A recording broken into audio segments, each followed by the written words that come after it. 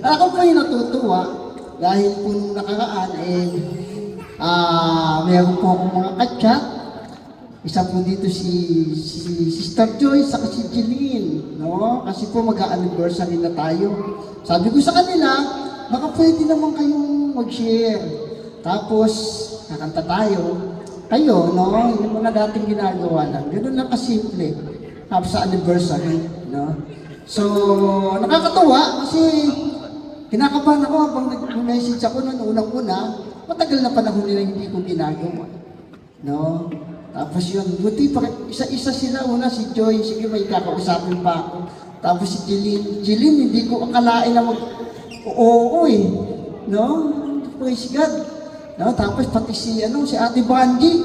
Si Ate Banji nandun pa sa sa Cavite. Okay din daw siya, pupunta rin daw siya, mag-share din siya. Tapos si Albert, no, pumayag din siya. Si Grace lang ang walang replay sa akin. Pero at least meron ng 4. So, kasama na po yun sa programang gagawin natin. Ang gagawin po natin doon is mag-share nga po tayo. Maikling experience lang natin sa community.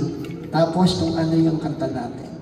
Kung ano yung gusto nyo kanta. Binigyan ko na nga agad si Joy nang kakantahin. Panginoon patawad po.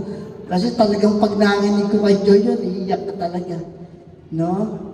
Tapos, sabi ko, kakausapin ko si Nanay Lydia. No? Kasi siya yung huli kong pagsishirin. No? Tapos, para tribute natin kay Todits. No? Yan yung gagawin natin.